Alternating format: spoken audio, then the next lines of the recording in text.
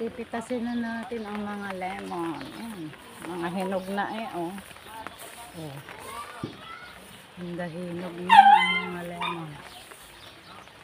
Pipitasin ko yun. Kasi maulan, baka mamatay.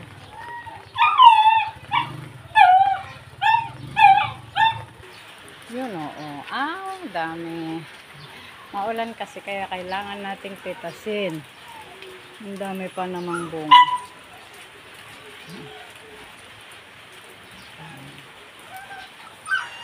Ayan ang nakuha ko. Diba? Oh, ang lalaki. Siguro ilang kilo kaya ito. Kilohin natin.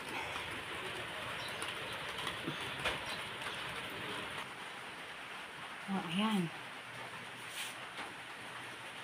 Wow, kulang-kulang 6 kilos.